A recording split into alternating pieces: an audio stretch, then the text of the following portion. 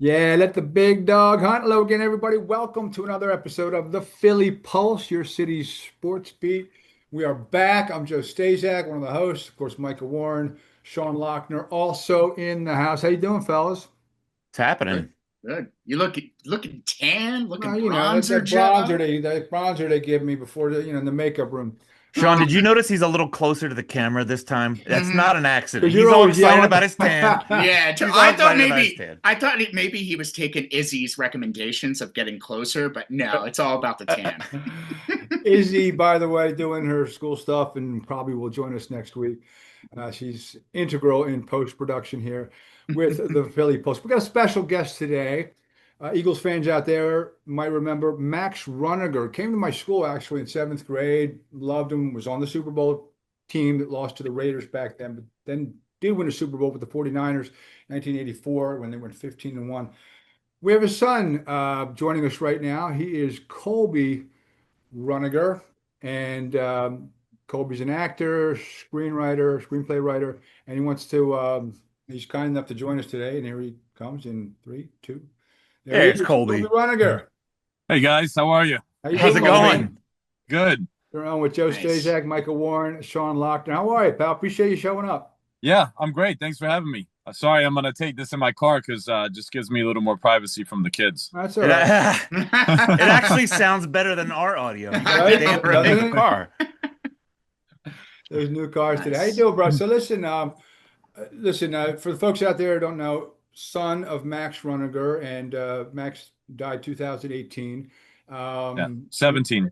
that's what I 17. thought. You guys Yep. corrected me. We We did. corrected you We corrected I incorrectly. you. That is said on that before us the big show. time. They corrected me. That's why you're Anyway, the host, Joe. That's why you're the Colby, host. one question we were bouncing around, and we're going to get to the CTE, and because you witnessed your father, who was your king, and you talked about what a great man he was, and I thought he was great when he came to my school and one of my idols. But what's it like being the son of an NFL player? I think my dad was very deliberate in mine and my brother's upbringings. Um, that it it never felt like anything. I mean, we knew he was special, but it felt like your normal upbringing. Um, That you was know, I that don't. was that was normalcy for you growing up in an NFL house. Right. What's unique is, I'll have these memories. My brothers were born in 90 and 91, so they didn't really get much of my dad's career. Um, but I'm unique in the way where I have these memories of saying hi to Joe Montana and Jerry Rice and uh, Pretty cool. you know, Ron Jaworski and all these guys being like, "Oh man, I remember when you were this big," uh and that was normal for me. And you get older and you realize that it's pretty special. Now, you wanted to create kind of awareness when you found out after your father passed away and donated his brain for so they could study his brain, and they did find some signs of CTE.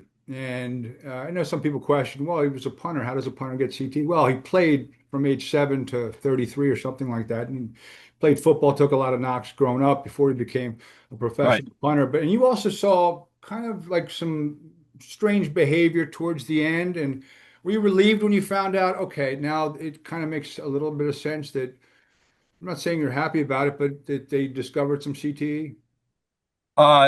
It is a relief. Because the way that CTE behaves is just so it's just so tricky. It appears in different ways. It appears in substance abuse. It appears in depression. It appears in these like these ways that don't make you initially think that it's CTE. It seems like a problem that anyone could just have, um, and a problem that anyone could overcome. And this is just kind of, um, same. The thing happened with my dad. He did a couple stints in rehab, um, and then just his behavior. My mom can say to the day, she can pinpoint the day where she says that my dad became a different person. So she is really the one who knows the difference between the man my dad was and the man that my dad became.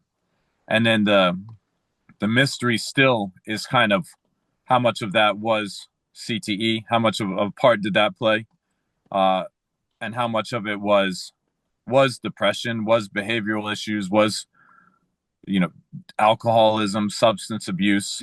Did the CTE lead to that? Was that going to happen anyway without the CTE? That's the tricky part of it.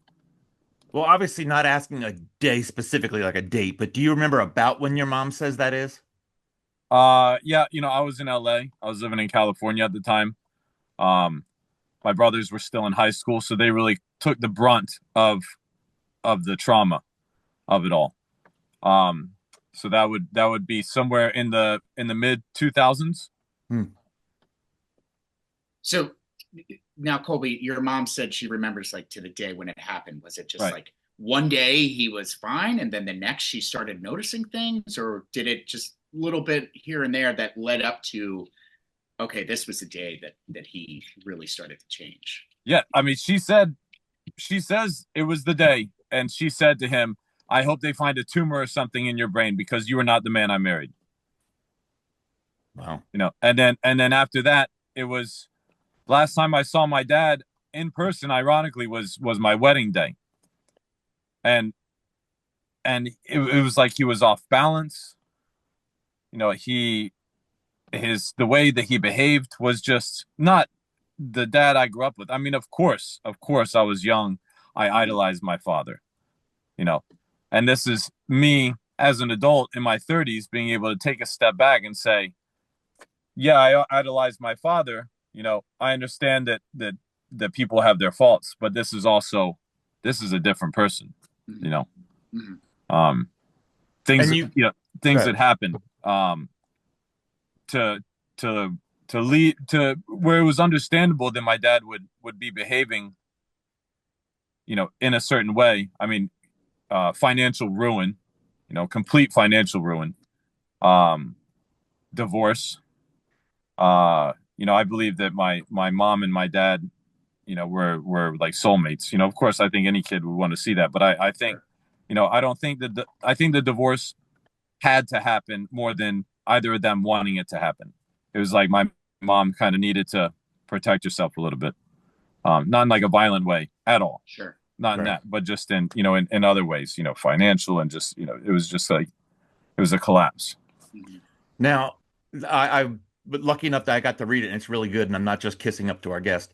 But you wrote a screenplay about this. Can you tell us a little bit about the screenplay? What led you to want to do it, and just the whole process? Yeah, I think the inspiration for it was, to CT, like knowing that my dad died with CTE and knowing what I know now about CTE, it's very lonely, right? It's very isolating because football in America is like untouchable, right? And then here I am, my entire perspective on the sport that my dad loved, that was so much a part of our family, that was ingrained in us, completely flipped. After I kind of did some research, after I experienced what I did, after the implosion of my family dynamic. And I think I also wanted to kind of give my father a little redemption because he reached the pinnacle as far as his football career, and as far as a family man, it was like the Norman Rockwell painting, and then just the complete collapse of everything. And a part of me was like, I knew that it wasn't completely his fault, and so I felt like I needed to tell that story, but I also needed to tell the story of what happens to a family because of this. I feel like so much of what you hear is focused on the player, focused on the individual, and focused on like the disease of CTE, but you don't hear. I mean, you might hear some stories, but you don't really hear the story of what happens to a family, when it gets like utterly destroyed, and the part that this played in it. And so that Kolby, was kind of, yep. no, I'm sorry, didn't interrupt. Go ahead, No, finish. no, that was mostly my inspiration. And then, the tricky part was because I wrote, of course, like any writer, multiple drafts. I had to find a way to show how a punter, passed away with stage 2 CTE and how it affected him and make that believable to an audience where anyone who knows football is like, how does that work? How does a punter end up with CTE? But you mentioned it before, when you're playing football since you're 7 years old and you're not punting your entire life, and the sport, all you have to do is YouTube some clips to know that football in the 80s was insane. Different. It's like, how did that ever even exist? Sure. Right? Well, let me ask you something now, Kolby. And I believe it's called Real Men Play Football, these screenplays. Is that a working title, or is that Correct? okay? Yeah, that's the working title. Let me ask you this. I read the Mike Sealski article about you. Do you harbor any anger towards, or I should say, who do you harbor any anger for? The NFL, possibly because of, I don't know, how you view they've handled things. I saw a mention of the Nickelodeon, kind of process when they put a show on Nickelodeon with the booms and the pow. You kind of said it looked a little bit like Batman-ish, with Right. with the cartoons back in the day. Right. Your thoughts on how the NFL has dealt with all this? The NFL is a corporation, right? So their job is to make money. So I think, I think that that's their priority. I think they've had to make some changes. The violence of football sells. And there's so much money at stake. But I don't entirely blame the NFL, because what we know about CTE is it starts at a young age. It's playing football. It's playing tackle football from the time you're 7 years old. The Nickelodeon thing, I think, is absolutely ridiculous. It's an intentional way to see the numbers slide in youth tackle football, and to find a way, to make sure that there's not too much of a slip. I know now with youth football, the number of kids playing flag football outnumbers the number of kids playing tackle football. I believe I looked up that number, which is great. And then like the military, you get to a certain age, you want to play tackle football, go ahead. But the NFL, I see the NFL from the side of things on the concussion settlement that they created, how they still want to keep a distance from CTE. Concussion is a lot safer word for the NFL than CTE. Sure. CTE is still not a qualifying diagnosis as far as any financial payout in the concussion settlement that they put together. I didn't know that. Yeah. Neither did I. That's crazy. Well, they had a guy in late July that killed 2 people in the NFL offices that claimed he had CT. Well, yeah. You can, but the thing is, you go back to, that's one instance, right? Because it's like you keep brushing this issue under the carpet, and these instances are gonna continue to happen. You had what's his name, Adams, right, from Rock Hill, South Carolina, who did something similar. You had Aaron Hernandez. How many players shoot themselves in the chest and then have their brain donated to leave a note like this guy did? Junior Seau did the same thing. Seau did that too. Yeah. Dave Durrison do that also? Yeah. Yeah, Terry Long drank a gallon of antifreeze. Who did? Terry Long. That's a tough way to go with the ethylene glycol. Yeah, the brains, some of these guys were having, 4 or 5 concussions a game, right? So on top of them playing their entire lives tackle football and the environment that was created, the back then, and that's changed. So you have to give credit where credit's due. As far as the amount of hits during practice, right? The hits to the head, the safety measures that they have taken measures. So I have to give credit to that. But do they want the game of football change? No, I doubt it. And then, this isn't even going into like the pension that the NFL players have, and their insurance policies post-career. I mean, baseball, you play one game and you're covered for life. Football, you get like 3 to 5 years. You know? Right. So there's a lot, I think, that still needs to be worked out. Kolby, what's the biggest thing that you think that you would love to see that would help put them even further in the right direction? I mean, obviously, it's not going to go away, like you said. Right. But what are some of the hopes that you would like to see them instill?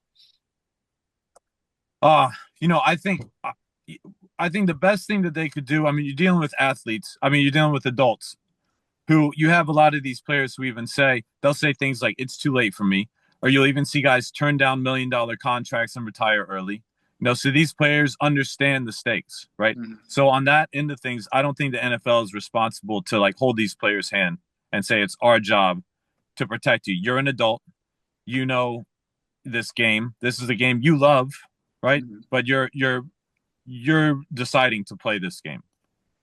What they can do is they can really continue to push flag football.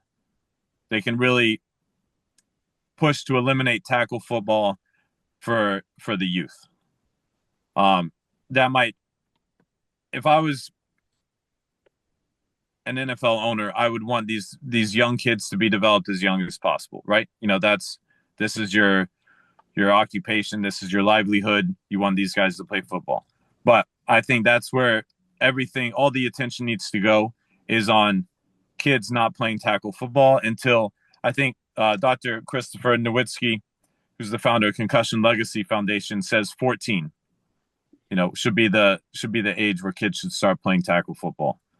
And that's actually a great point, because by that age, wouldn't you kind of know, am I good enough to bother? Sure. Right. I mean, if you're not, go do something else.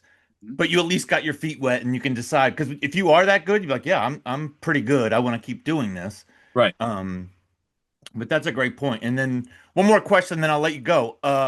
What's your current, as a fan observer of the league, what's your current relationship with it? You take it or leave it, you watch it, don't care. Yeah, I mean, you know, it's like, it's a part of my life, right? And so I don't want to be a hypocrite. I don't watch it so much. You know, I'm aware of what's going on throughout the season. I celebrate when the Eagles win the Super Bowl. Yeah. You know, it's like, you know, I know that my dad would be okay with that. You know, my dad loved football. You know, in my screenplay, I even have him saying, you know, I love football. This is ingrained in my soul. This is what I was put on earth to do. So if my dad could do it all over again, he'd probably still play football. So I think it's okay to enjoy the game of football. It's just one of those things where I see a lot of greed getting in the way of safety.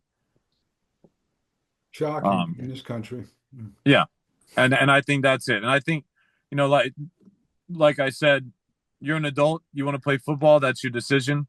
But if you're a kid, you know, and you're not aware, I mean, I could go on a tirade about it, but you're playing in equipment that's oversized. So not only are you having the head collisions, but then you're having the collision with another player, but then you're having the second collision that's your helmet that's too big for you colliding with your brain. Exactly. You're just scrambled eggs in there. I mean, CTE, you don't have to play in the NFL to get CTE. They've had people test, you know, positive for CTE who've only played high school football, who have died in high school, who have, you know, played college football, who haven't even gone that far, because it's all developed in the youth. But, you know, I think the NFL has the money. The NFL should be held responsible for the safety of the sport. You know, they're definitely not strapped for cash. You think? 13 billion a year. Kolby Runager, you are off the Philly Pulse hot seat. We appreciate you showing up, man. Yeah, thank you. Tell us real quickly about what's next for you, the screenplay, what's going on with it. And I know you've been an actor all your life. What you got going on? Yeah, I've had it in a number of top production companies. So with my literary manager and I, we just keep shopping it around. I think it's the challenge that I have is that, you know, NFL kind of is a big is you know I'm David and the NFL's kind of Goliath. Sure. And it's and I don't want to put it that way because it's not all about you know putting the NFL in a bad light, but just the nature of the story. You know, there's just some things that come up where, let's say Tom Brady has a production company, right, and he's under contract with the NFL. Is this the story he you know wants to Right. Sure. wants to tell? But the thing is today, there's so many resources to get a film made. You know, we're seeing the old model kind of crash and burn, and out of the ashes, you have you know all these independent options. So I do that. I've got 2 young kids and a beautiful wife, so that's always my top priority. My wife and I have a fitness company that we run here in Bayside, Queens. So I'm a busy man. Oh, by the So way, you're better looking and in better shape than all of us. He's- Okay, we get it. We he get looks it. like he That's walked right. out of a magazine. I don't know. This is I don't know, man. I might be able to give him a run for his money. this is actually the card that I carry for the movie. I don't know if you can see it, but that's my Yeah. dad. Oh, that's That's awesome. awesome. 1983 training camp for the Eagles. Nice. And then the guy next to him is Frank LeMaster. Yeah, linebacker. 55. And that little bald baby is me. That's Nice. Man. So Gosh, Kolby, you look just like your father, man. You do. Yeah, By you the do. way, you say that, but wait till you see my mom. Then you'd be like, oh. Kolby, just I'll let you go with this. By the way, David won. It's in all the papers. Oh, nice. He Yeah. beat Goliath. Yep. And that's what I believe. You know, I believe that in my heart. So it's just a matter of being persistent. And it'll pay off. My That's man. awesome. Awesome, We appreciate it, Kolby. Thanks for joining us today on the Philly Pulse. Thanks, guys, so much. Thanks, Colby. Yeah, take care. Yeah, too, bud. absolutely, Kolby. See ya. Take care, buddy. Good stuff from Kolby Runager. He does look just like his. Does he not just look? Oh my just God. like his dad? That picture when he showed it, I was like, Right? oh my God. I love Yeah, it. and it is kind of annoying when other guys can tell like immediately how much better looking you are. Then I'm like, Jesus, dude, like you said, it's the dude's out of like a magazine or something. Right? I was like, who? What happened with the who brought acting this thing? guy on the show? Killing me, Micah. You're killing me. I thought we had a decent looking podcast. I- but you just so do showed us I. all up. Man, You brought shit. that other producer on a few months ago. He's another one and walked out. I went from a 10 to a 9. Sean, you're a 9.5 to me. Oh, Okay? thanks, bud. Thanks, But I didn't Mike. show up. appreciate it. I didn't even flash this. I had my Veteran Oh, Stadium T-shirt for oh, Colby's dad. dude. Oh, man. Shame on me. Tremendous, tremendous. Well, we have a few minutes here. Let's talk Yeah. about the Eagles. They're winding their training camp down. A little banged up. Andrew McCobb had a great preseason game against the Bengals. Recovered a fumble. Returned a pick Makuba? six, 75 yards for a Yeah, touchdown. Makuba, and Yeah. thank you, Dylan Gabriel, who he's not going to be playing every week. Yes, it's. I don't think anyone's going to be playing Dylan kinda Gabriel obvious. every week. Joe Flacco getting the starting job. Ah. How long do you think that? We'll get into the Browns in a second, but Yeah, whenever you're ready on The that. Browns, I the do Colts. We could get into the Colts. oh my God, don't. Good old Danny That's Jones. where we need. That's where we need is to talk about Anthony Richardson. But Landon Dickerson also banged up, but whether he doesn't play in game one or not, he'll be. It's not a major injury. They clipped his meniscus. What are your thoughts? Look, I've said this before. I take 0 from preseason games or training camp. That's just like a major injury. What are your thoughts on what you've seen so far at the Eagles? The only thing I know so far is that they might not have. It looks like maybe Adoree Jackson might be locking up that number 2 corner spot. But other than that, they're pretty much set. I'll jump in on that real quick because it's what I do and I run my mouth. But boy, I'm glad you mentioned Adoree. Keely Ringo yesterday wasn't running with the 2s. He was running with the 3s. What happened to him? I admit, I thought we'd be fine. I thought he's shown maybe enough that he could become a Mhm. starter in this situation, but he has fallen down the depth chart. So now they're backing up with Mac McMillan, the 5th round pick. And Adoree. I mean, this went from exciting to uh-oh. Yeah. Could you imagine if something happened to Quignon? Don't How say that, concerned please. should we be? Because people are like, well, Cooper DeJean, he played the slot corner a lot last year. And he's playing a lot of safety in camp. Yeah. Okay, so where's Cooper DeJean going to end up? And they have to replace Darius Slay, who actually had a really nice season last year, and then he got paid by the I think Steelers. you're going to see Cooper all over the field.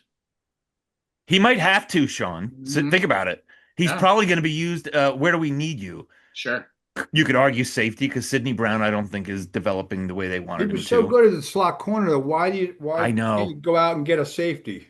Well, I kind of Joe, feel like I agree with you. I like him Yeah, as the slot same. corner. I wouldn't move him given my druthers, but Mhm. Go I think Vic is just kind of looking at him as a versatile player where he can use him in his defense because of this situation. But I mean, is there any rumors of who might be out there in the cuts? Because that's what they're going to do. They're going to get somebody else's treasure or Yeah, junk, should I say. no, you're exactly right. And Yeah. that goes on every year. Yeah. You know, I feel bad because there's guys that's like, oh, you made the 53. Yeah, well, call me Tuesday. Right, because- exactly. Yeah, it's not going to last long. That's why, Sean, I think you and I were talking about it the other day. Justin Simmons was out there for a while. I know. He signed with the Falcons. He played in Fangio's defense Yeah. when he was I in mean, Denver. a couple months ago, it was like we all assumed like, yeah, it's going to Wrote an article eventually on it. I happen. thought that, yeah. It's eventually going to happen. He's eventually going to be here. And then we Wanted didn't to hear be anything here, about too. it. Yeah, exactly. And then I had to ask you, I was like, who did he sign with? Falcons. Yeah. So I would be less concerned, and I know this is total. Can we just acknowledge this is total first world problems? We Mm. are so spoiled. Oh, absolutely. Come on. I Which would is- feel better if our pass rush was deeper. Ojulari and Uche are not. I think little was expected of them, but it's not sounding great. I know Ojulari had a sack against the Browns, but I think Joe had a sack against the Browns this past weekend. I did. Did Yeah. you see me coming off the edge on They only credited you for a half sack, which I thought was messed up. But behind Jalix Hunt and Nolan Smith, I mean, all right, so that'll bring me to another point. An agent. Trey Hendrickson's on the block? Okay, that's what I'm getting They're to. not So it gonna came go out after today him. that one league executive thinks, he told ESPN he thinks The a Eagles. third and a player. No, you know what's Third hilarious and a though? player? They turned down a second a few months ago. And now apparently they cannot agree on the guaranteed money. So they Are have a they- number and years, they're fine, but they won't agree on the guaranteed money. Surprise, surprise, the Brown family is involved. So one of the teams, I heard another report a few days ago about teams that were rumored to be interested. The Eagles weren't one of them. It was like Panthers, I forget one, and then Browns. I was like, you have to be joking. Brown. We need two expensive defensive ends to go with our six quarterbacks. Won like 3 games left. Are you serious? They're terrible. I mean, why would you even be? Your name shouldn't even be floated. Even if it's a lie, it shouldn't be floated. That's so ridiculous. But to get back to your point about Hendrickson with the Eagles, would a third and a player do it? Would you give up a 2? Would the Bengals take a 2 right now? And would you do it? I mean, are they like trying their hardest now We to get still rid have of him? to- That's why They want to do Seahawks are- something with him because right now you have a player that's making $16 million this year, which he said he's not going to play under, but those things change obviously when Mhm. you start losing checks. Right.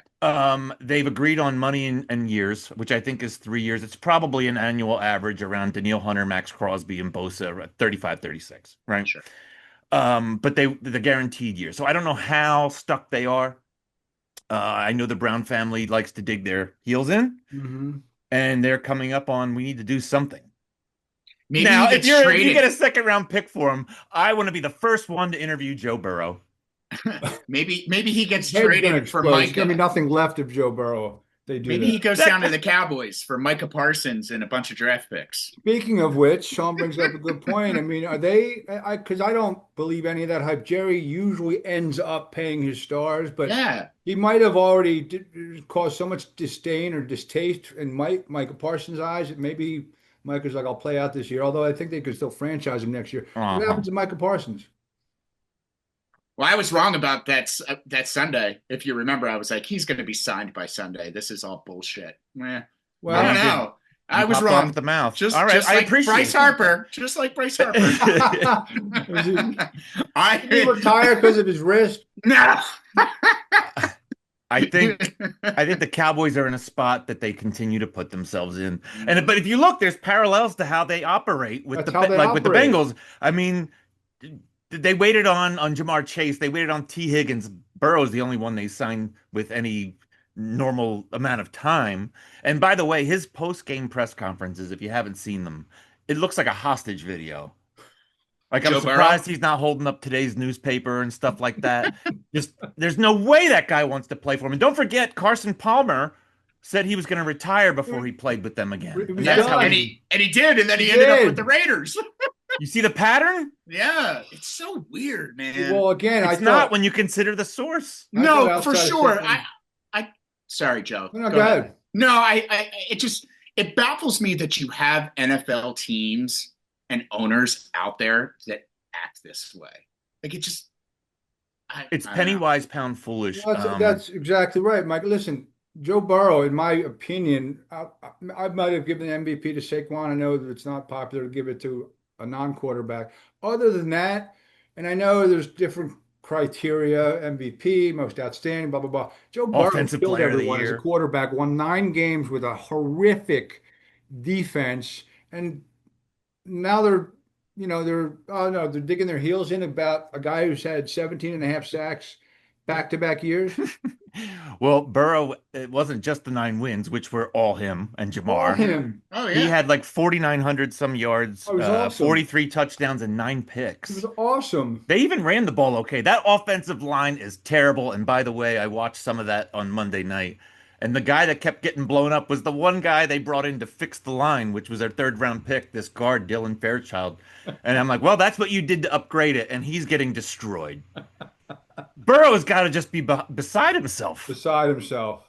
How he did that last year, I know he's got Jamar Chase, and Jamar Chase is uncoverable. I mean, I Yeah. don't know how he's It's like he's like Travis Kelce a little bit. I know he's a tight end, but he's unbelievable. But still, like how they do that? I know they start off like 0-2 every year, and I Yes. think they're like 1-8 in the first 2 games of the. Uh-huh. But they have to get off to a better start. Their defense isn't going to. They're not going anywhere with that defense. So what are you guys doing? Like you said, penny wise, pound foolish. I just don't get it. I mean, it makes us feel pretty good that we're in Philly and how he does things early and gets ahead of the curve. You'd think someone would notice. Right? I mean, if we noticed it, Don't other teams want to follow the blueprint of the? but they've been doing it for 25 years. It's I not know new. the Bengals have, yeah. No, What's- but both of them. The Eagles have been operating like this with the sign the guy early. That's been it's Joe Banner stuff. Joe Banner, right? And the Bengals have been doing this dumb stuff for 25 years. There was an article I read about 25 years ago where the Bengals were reportedly the only team with 1 full-time scout. How do you operate? Are you kidding me? I think they have more now, but that 25. I 16 mean, of them over at NovaCare right, and in 2000, That we know of. that we know of, right? in 2000 when they took Peter Warwick 4th overall, the Florida State guy that I'm sure Joe loves.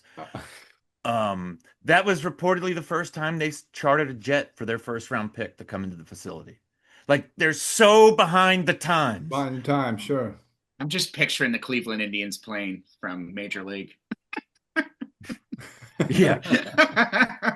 By the way, Peter Warwick vanished, and Lavernius Coles, who was also in the video of them Yeah. stealing stuff from like Walmart or wherever they were, he ended up having a nice career with the Jets. Yes, he did. Yes, he Peter did. Warwick, kind of never to be heard from again. No, and he was dynamite in college. Dynamite at FSU, and he was dynamite. How do you lose that running ability? That's what I want to know. Right, like what happens from here to there?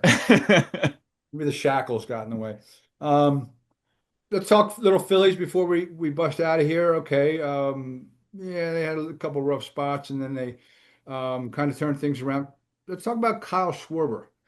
I just saw, in the thread today, Kenny bust Ryan Howard's number 50. I think he's on schedule for 56 if it stays the same. Either way, he's having an off the hook year. I know the Reds, I love what they did objectively, like give him the key to the city when he was in town. And he grew up an hour outside of Cincinnati. So They do a lot of things in Cincinnati to get players when they aren't Bengals. I mean, his number keeps going up and up and up. Probably he's 32. It's probably his last contract. He's got a ring, although it was a long time ago with the Cubs since 2016, but that box at least is checked. He's been in the mix the last few years. If they don't get it this year, do you think he maybe wants to, okay, this is what I wanted to do. I always wanted to play for the Reds growing up. I'll finish my career here. I know, Sean, you said there's no way. Yeah, the Sean, Phillies you won't feel match this. any number.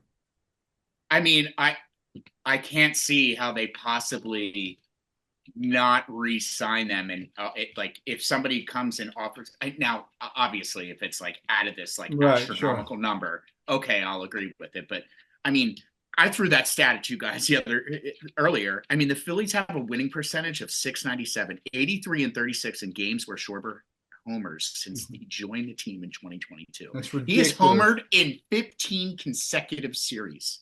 That's a record. So I mean, it's how do you let him walk? I mean, if that's what he wants to do, if he wants to go play for his home team. I mean, I wrote an article about it, and it was with the kids here. It was just too late for me to put it out there. I thought it was hilarious how the Reds were just like, I mean, pandering to have him a part of the team to bring out his dad. It bordered on tampering. It bordered on on. tampering. I mean, when I was driving through Ohio, I was wondering if I was going to see Kyle Schwarber, Hoagie Fest billboards, or Welcome Home Kyle, or whatever the case may be. But none of that happened. I think he's going to re-sign here. I definitely think it's between three teams. I think it's either the Cubs, the Reds, or the Phillies. You're playing with fire if you let him. Listen, not for nothing, but he's like the engine. He's going to test it. They're not re-signing him right now. I mean, at this point, why he would might you not want to? Kyle? If you were Kyle, why would you? Yeah, I'd wait. It's not football. I think he does like it here. You hear nothing but that's what's out there. And all things being equal, these guys would rather not uproot their family unless they were, change schools, whatever. I don't know what his kid's situation is. Don't care. But I did see a stat. Yeah, I think it was Jason Stark said that only 2 players in Major League history have more home runs in their first 4 years with a new team. That sounds like some Reuben Frank bullshit. I gotcha. I understand. Coming off of a night game, he's got the most RBIs on grass. No. What is it, 175? Something like that. The number wasn't as important as the fact that Babe Ruth and Mark McGwire were the only ones ahead of him. Jesus. And I think behind him was A-Rod and someone else. I mean, you got to give it to Schwarber. I mean, he literally worth every penny. Nothing, guys. Has double the home runs that Bryce Harper has. But not only that, he changed his approach I mean, he's hitting singles, he's hitting doubles. Like he's slimmer. Absolutely. I mean, you still can't run and throw. No. What do you mean left field? I mean, it's interesting. People wanting to put him in left field. That's why I'm surprised the Dodgers didn't sign him. Well, here's the thing. I mean, there's a lot that's going to be considered here. He's going to be the first DH since it was put across all the leagues to have a major contract.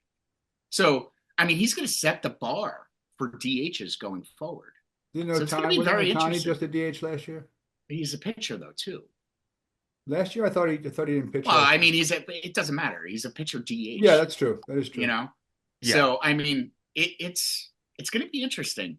And so, just to needle Sean, what did you think of Bohm coming back? Was he happy enough? Hey, Sean, was he happy? Hey, took the 509 to get to Bohm. I will say this: he made a comment the other day about the 11:30 start, and he turned to the crew and said, "Well, the AAA team's playing up at Buffalo at 1:00 if you want to head there instead." Apparently, him doing the stint in the minors, he said it kind of humbled him a little bit. I mean, he's been playing pretty damn well since he came back. So you still think like he's a dick and you hate him?